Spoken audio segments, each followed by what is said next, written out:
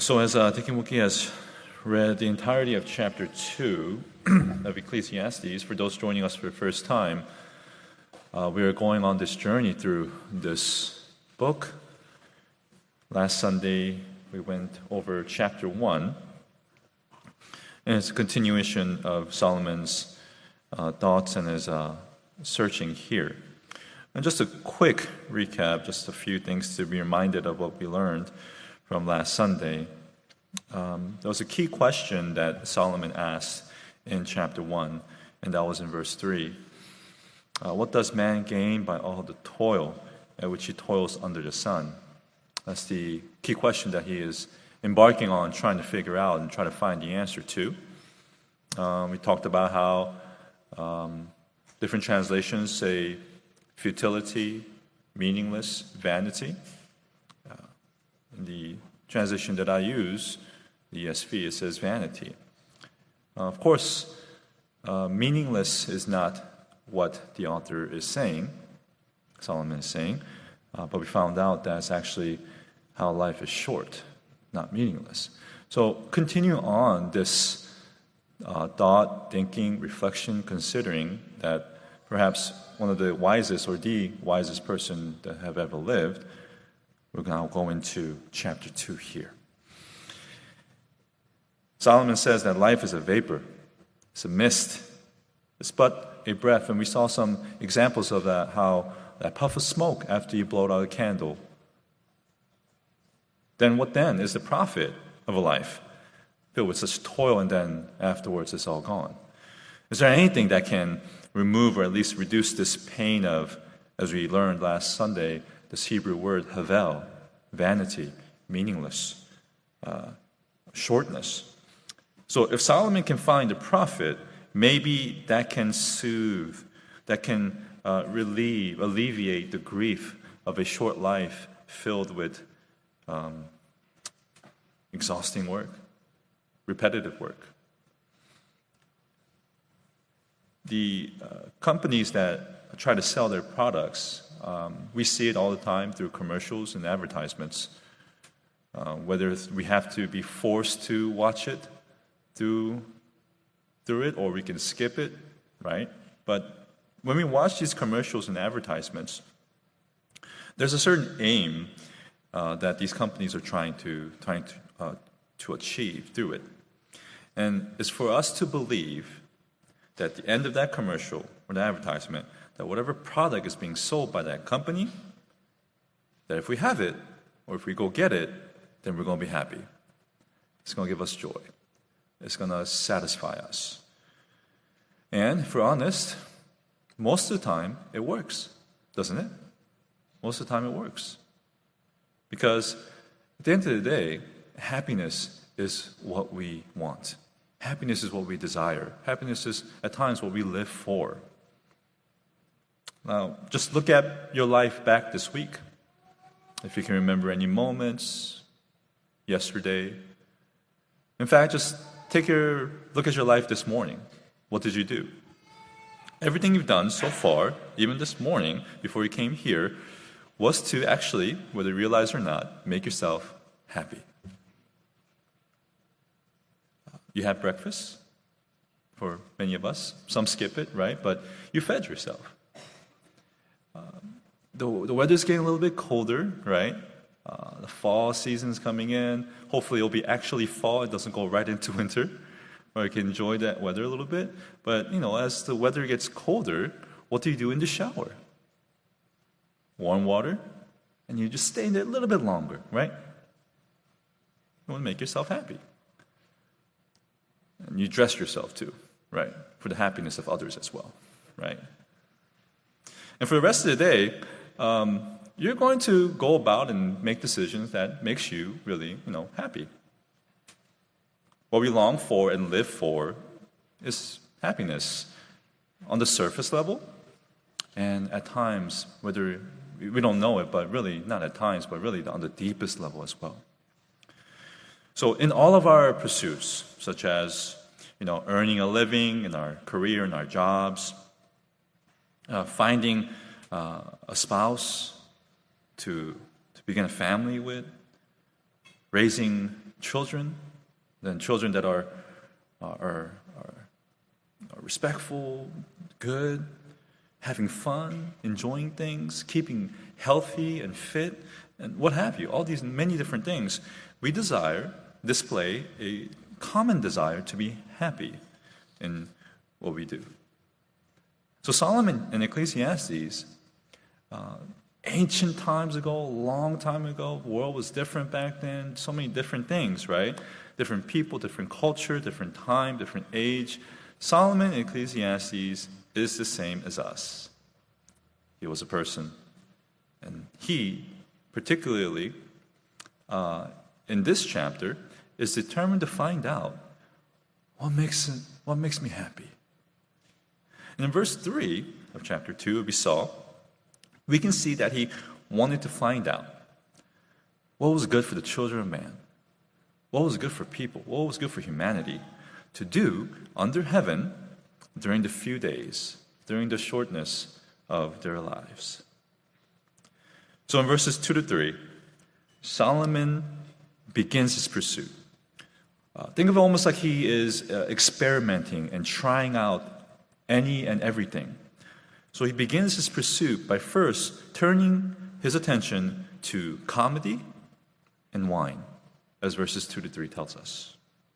So he starts this search to see what profit, what advantage, what gain is by enjoying one of or a couple of life's pleasures. Since life is short, the thinking is I should just enjoy myself. Why worry, right? Why worry about life? Just enjoy yourself and laugh. Have a good chuckle. So Solomon starts, interestingly, with laughing, with laughter. I don't have to go into details and definition of what laughter means, right? We know what it is. It's a response to something that's funny, right?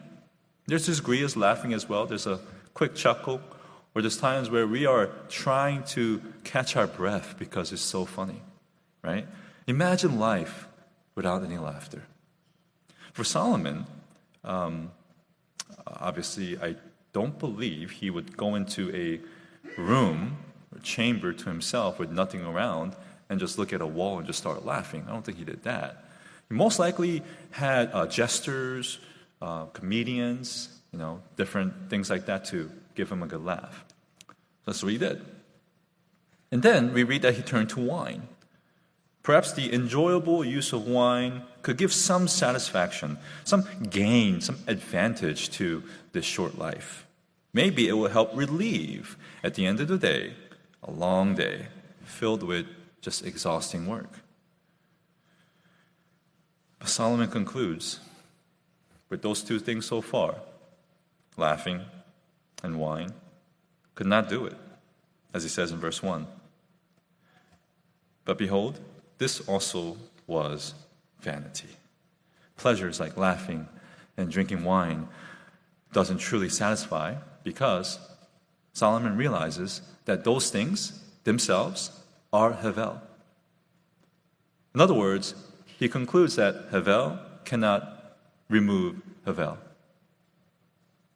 But remember, Solomon has a lot of resources available to him, right? And he continues his search. He doesn't stop there. So he tries them and sees, okay, I don't think that's it, but let's move on.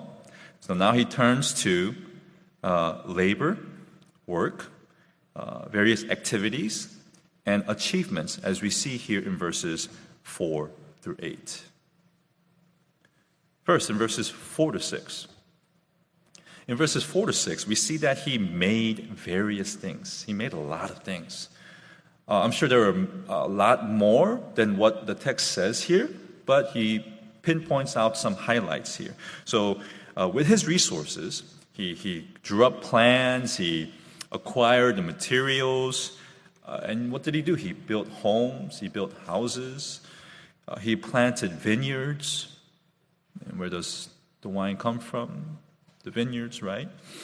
He made gardens, he made parks, and he even made an irrigation system to water the trees in those gardens and parks that he planted. He got himself here almost like a mini city, a mini theme park, what have you. Verses 4 to 6. He made various things. And then in verses 7 through 8, we see he turns to another area. And those are his achievements. We see here in verses 7 through 8 that he, again, I'm sure there were more things, but these are just highlighting some major things. He acquired slaves and lots of herd animals. So these are like goats, sheep, those types of animals. Tons of them. He acquired money. That's in the form of silver and gold. So he got rich. He also acquired singers for music, for the pleasure of listening to music. He acquired singers, perhaps people who could play some instruments as well. And at the end, we see that he acquired concubines as well. On a side note here, concubine here is not the typical Hebrew use for concubine. So it might not actually be what we're thinking it is. But we can't rule it out, because if you have some knowledge of Solomon, you can go look in 1 Kings, he had a lot of wives. He had a lot of concubines. So you can't rule that out, but it's not really clear here. But after all this, Solomon, so he got his work that he achieved, the various activities that he did, and also the achievements that he gathered and he accumulated. After all this, Solomon takes a step back. He looks upon his work. He looks upon his wealth. He looks upon all his achievements and says, "So I became great and surpassed all who were before me in Jerusalem. Also my wisdom remained with me, and whatever my eyes desired, I did not keep from them. I kept my heart from no pleasure, for my heart found pleasure in all my toil, and this was my reward for all my toil." So it sounds like when we hear it from what Solomon is saying there, it sounds like he found some profit, right? He found what that gain or that advantage, that some happiness that comes, hopefully, in this short life. Finally, it seems like he got it. He had fame. He had money. He had unlimited resources. And on top of that, his accomplishments were the best of the best. He said, "I became great and surpassed all who were before me." The sky is the limit. And it seems like Solomon has reached it. Verses 9 through 10 is basically Solomon saying, "Wow, this is awesome. Man, I am awesome." But notice what he says between the end of verse 9 and the start of verse 10. Between the end of verse 9 and the start of verse 10. He says, "My wisdom remained with me. My wisdom remained with me." So I point that out because when we read it, we can just read it through passing. But that's actually something that we need to understand here from Solomon. So as he was searching, as he was pursuing, as he was just trying out everything and anything. Remember, what do we read here? He tried out. There was no pleasure that he did not limit himself to. Everything didn't matter, right? So as he was trying out, searching, pursuing, he wasn't just out of his mind or out of his sense and just like going into it and just deep diving into it without any like thinking. No, he was very intentional. He was very purposeful in why he was doing all these things. Does that make sense? He was intentional. He had a specific thinking and plan in mind as he was engaging in all of these things. All of it were means to an end, not an end themselves for Solomon. He never lost sight of his objective. That question that he asked, that he mulled over in chapter 1, verse 3, he never lost his objective. As he experienced all these pleasures, as he experienced all the satisfaction, as he looked over all his kingdom. But as he looks, in verse 11, he says this. As he looks out his vast kingdom, in verse 11, he says this. Then I considered all that my hands had done, and the toil I had experienced in doing it. And behold, what does he say? All was vanity and a striving after wind, and there was nothing to be gained under the sun. He comes to the same conclusion here again. Now, this is interesting here, right? Because this is coming from a man that, in a sense, had everything. Everything. At that time that the world could offer, he had it all. What does he say? I have nothing. The pleasure one feels from laughing, drinking, accomplishing great works, acquiring great amounts of wealth and possessions, those things are real. And for Solomon, those things were real. It wasn't like a figment of his imagination or a desire that was like somehow out of reach or that he was trying to get. No, he got it all. It was real. He could see it, he could touch it, he could smell it, he could hear it, he could everything. And really there's nothing inherently wrong with all these things. But they can never satisfy, truly satisfy our insatiable hearts. All these things didn't make Solomon really happy. He thought they would, because that was his searching. All these things were, at the end of the day, he realizes something. They're like these bubbles, right? How long do bubbles last? It's gone. Even if you don't touch it, it disappears. It pops on its own. All these things were bubbles that were ready to be burst very easily, short-lived. This is his reflection here so far. He doesn't stop there.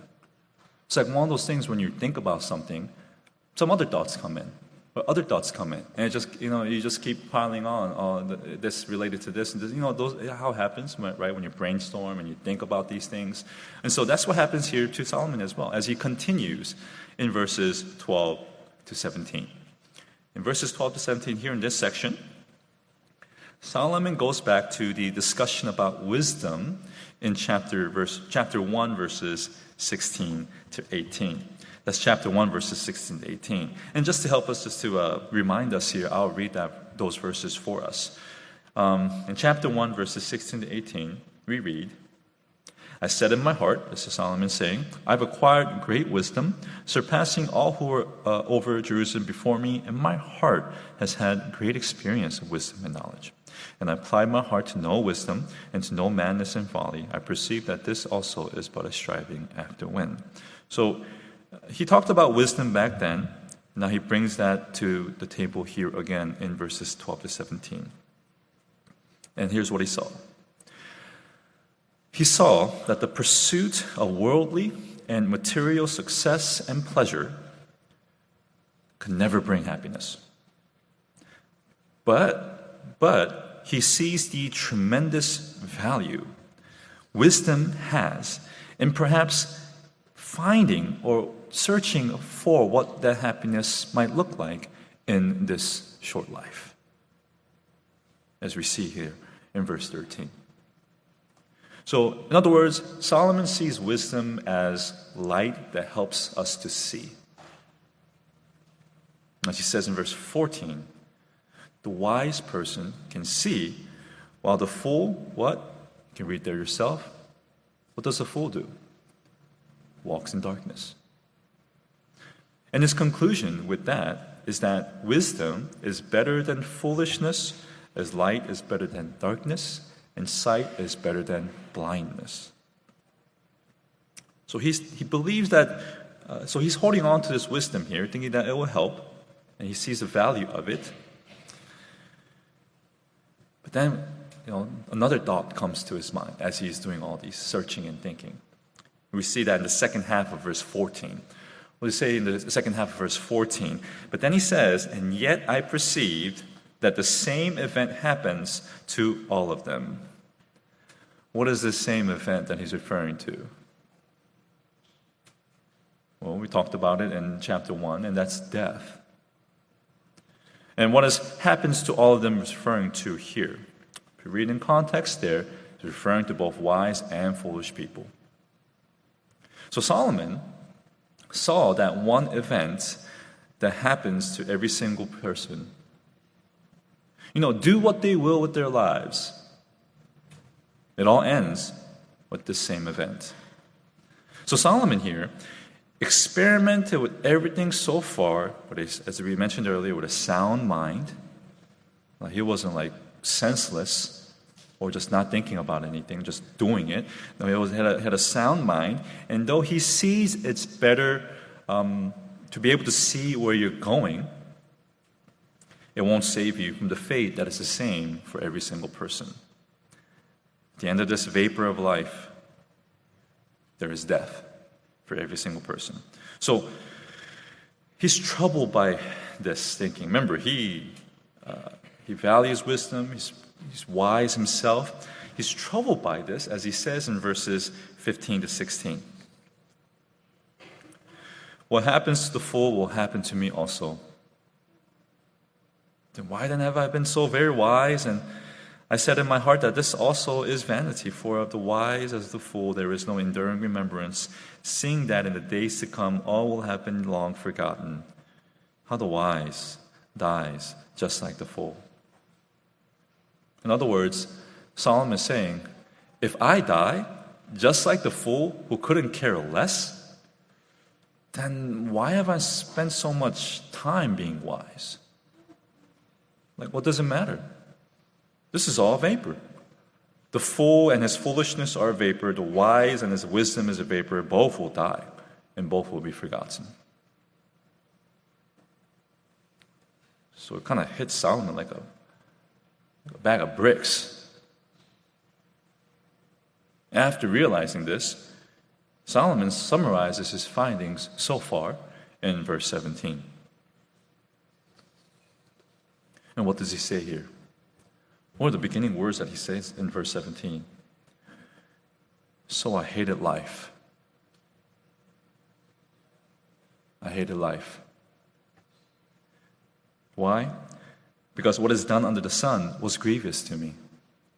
For all is vanity and a striving after wind. So Solomon here, with those words, he's expressing the deep pain that he was feeling.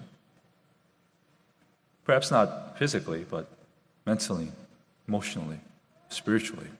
The deep pain in life that he was experiencing, that actually comes from God's judgment and cursing all the way back from Genesis 3.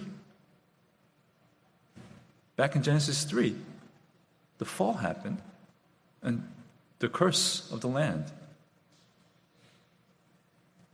And for Solomon, he's seeing all these things and he's expressing his pain. He looks at all his hard work. He looks at all his wisdom.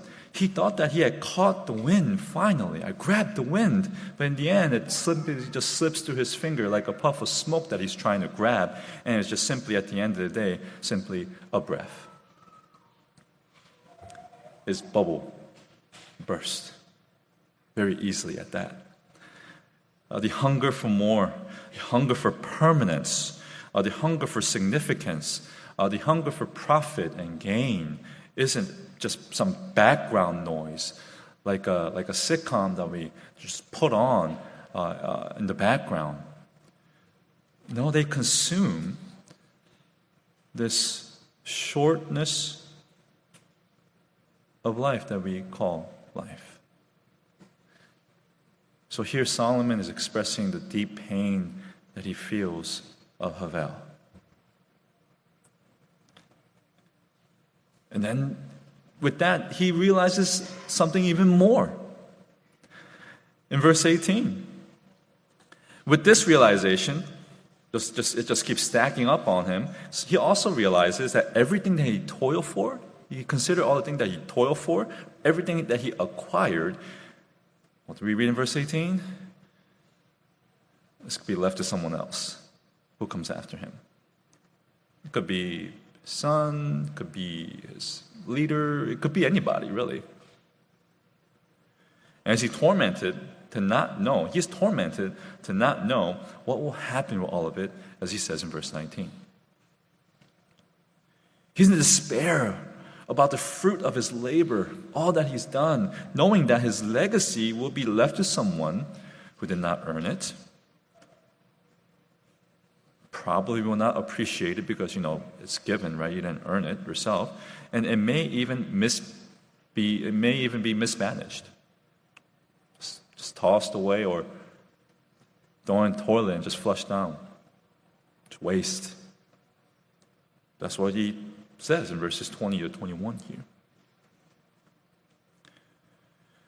In verse 22, he goes back to the original question he was seeking back in chapter 1, verse 3. What does man gain by all the toil at which he toils under the sun? The answer is, not a lot, if any. All the frustration, all the labor, all the unrest, and then it's all gone. Pop. Bubble. Now, when we hear these things so far, we're thinking, wow, that is depressing. But there is a glimmer of hope that Solomon begins to offer to us. There is a glimmer of hope that Solomon sees, even in all this mist. All the frustrations, all the labor, all the unrest, all of our despair, all of that, Solomon says, is those things are also a veil. In other words, those things, they don't go on forever. Those things have an end as well. So with that in mind, Solomon's disappointment turns to acceptance when he learns to appreciate the ability God gives us to find enjoyment in our lives. So Solomon's disappointment turns to acceptance when he learns to appreciate the ability God gives us to find enjoyment in our lives. In other words, the disappointment is a breath, and it's grasping that reality. He is empowered to see the joy of a short life and all that's in it. Solomon now is ready to give us some relief, some air to breathe, so to speak, as he is prepared to answer his question from chapter 1, verse 3. What does man gain by all the toil at which he toils under the sun? His initial conclusion from verse 17 and 18 seemed very bleak. In verse 17, he said, I hated life. And then in verse 18, he said, I hated all my toil, all the work that I've done. Now, with that in mind, he's looking at it again. He goes back to it. He uses his wisdom. And his wisdom brought him to a more solid perspective. Remember verse 9? He kept on, hold on to wisdom, right? It remained with him. So he uses that. And with that perspective is given in verses 24 to 26. Verse 24. There is nothing better. That's referring to that which is truly good, that which is spiritually good in God's sight. In other words, it is good for us to enjoy the simple pleasures of life. Eating, drinking, laboring, working, building under the sun. It's good for us to do that. Some say the famous words, right? Eat, drink, and be merry. You just eat, just drink, be merry. Because that's all there is the thinking. That's all there is, so just eat, drink, and be merry. Solomon here says, eat, drink, and be merry, because that's what there is. It's not all there is, but that's what there is. So enjoy them. In other words, we should recognize that these simple pleasures are from God. They're gifts for us to enjoy. And then verse 25.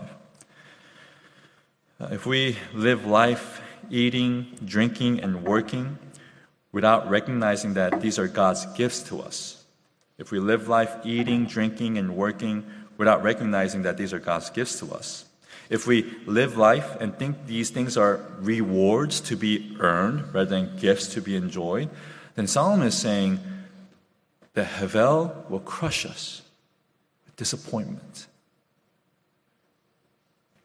If we don't see this as gifts from God and something that we have to earn it, instead of enjoying it, we will be crushed with disappointment. And then verse 26, the last verse of chapter 2 here, it says something here that makes you wonder, makes you kind of stop and think a little bit more. The capacity to enjoy the gifts of God is a gift from God. The capacity to enjoy the gifts of God is a gift from God, is what Solomon is saying here. God is the one who gives things. God is the one who gives us the ability, the power to enjoy things. Those are two different gifts, is what Solomon is saying.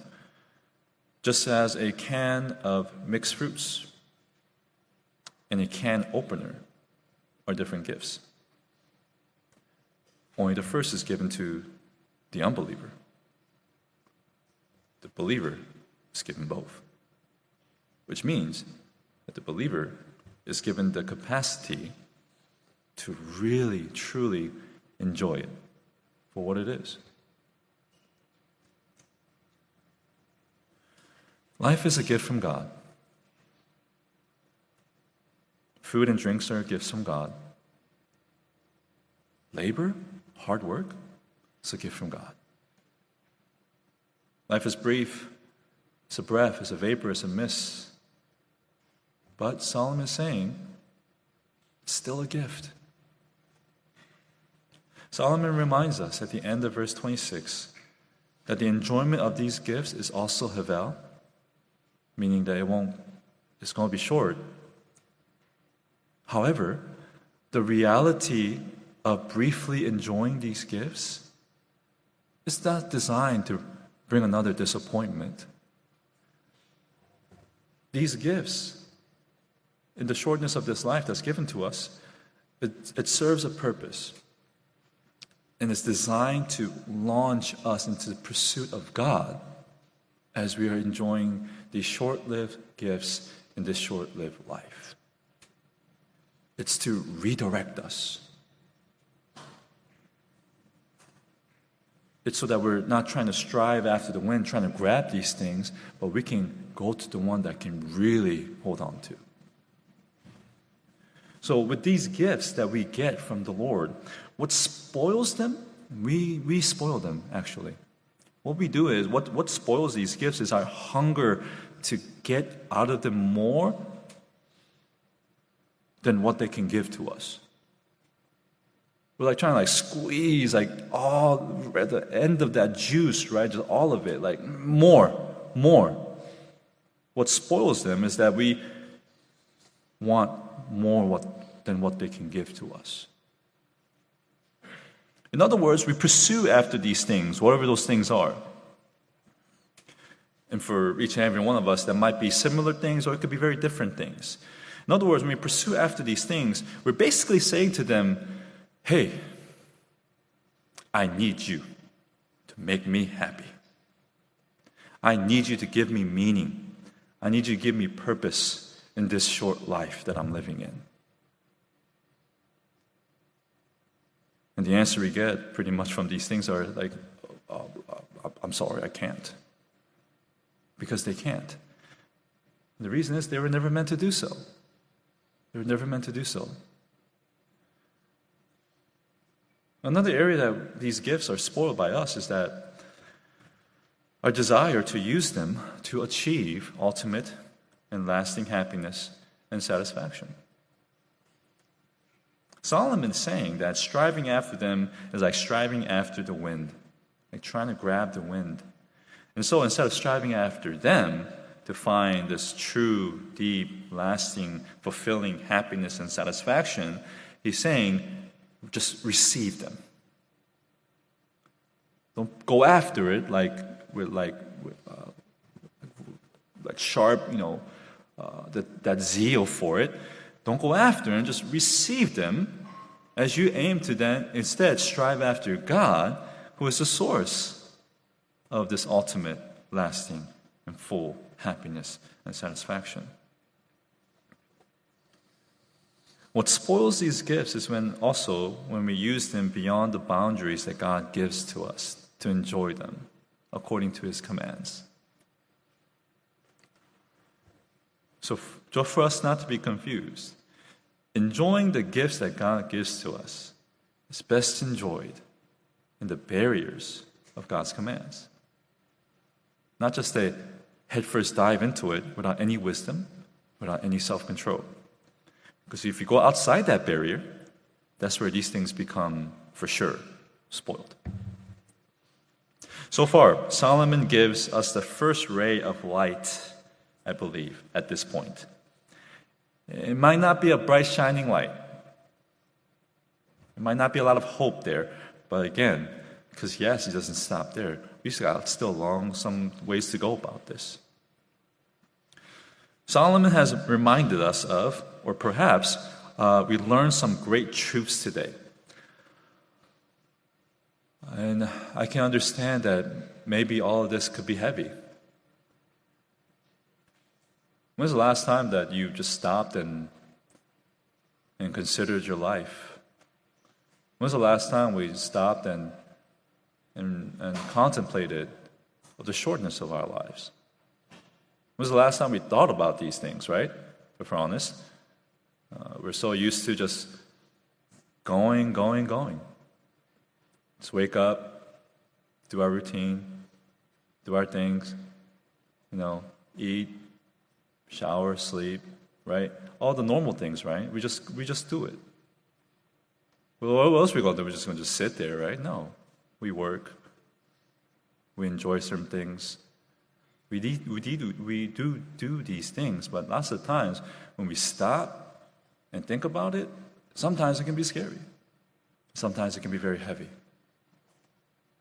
I myself am not outside of what Solomon is saying here in my own life. Personally, also ministerially as well. For me, the thought every week, as soon as I give out the benediction and we end service, the thought that comes to mind every Sunday is, Sunday is coming. Sunday is coming. What does that mean for those who are thinking, well, yeah, it's going to be next week? For me, I got to prepare. I got to prepare for next Sunday's word. In the midst of that, I have to do all these different things as well. So for me, it might be a different context with you as well, but it's the same. It can be heavy. There's times when I'm just reading through the book of Ecclesiastes myself. I read through it all, but then when I go deep into it, there's times I just have to stop and just wow, take a breath. Right? It might even be confusing too, because maybe you've never seen it like this or lived like this. But Solomon is saying to us, I know it's a lot. It can be heavy on your heart perhaps this morning. As we saw last Sunday, what Ecclesiastes does, it grabs us by the shoulders and saying, hey, I want you to see this. This is real. This is reality. I'm going to help you through it. Take a breath, take it in, and let's not waste our breath, because it is short as we continue in our journey through this book. Let's take some time to pray in light of what we have heard from God's Word this morning.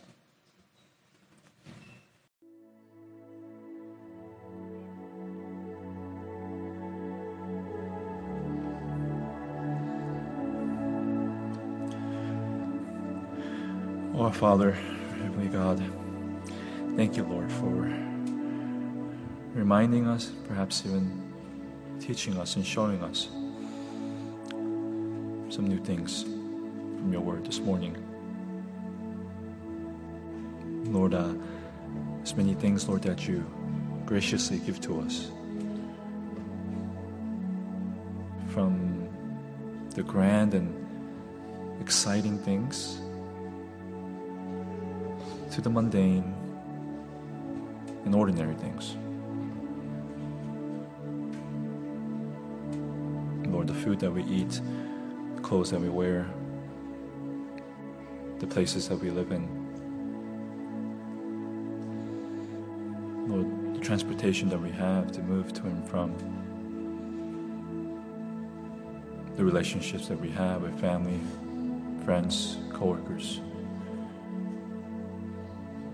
The jobs that we have, the work that we do. All these things, Lord, are gifts from you. And Lord, help us not to, as we saw this morning, to pursue them, to strive after them, to somehow try to grab them, and say to it that you must satisfy me. But Lord, to simply enjoy them as gifts from you. And Lord, while we enjoy these gifts, and help us to be thankful for them. But also, while we enjoy these gifts, may our eyes not just simply look down at them as we hold them in our hands, but Lord, look back to you, the one who gives it to us, and pursue you, God.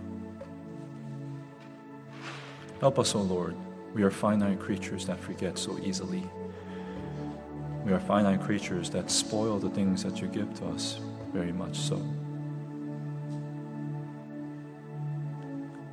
And God, you have given us the most ultimate gift. That is your Son. Lord, for many of us as well, we don't see how wonderful a gift that is. To really fulfill, to really, truly satisfy, give us purpose, meaning, life. So Lord, help us to, if we not have already, to deeply and seriously consider the wonderful truths that we saw and we heard your voice this morning. Father God, may all of it be for your glory as we live this vapor of a life, but Lord, a life that's given from you. It's in Jesus' name we pray.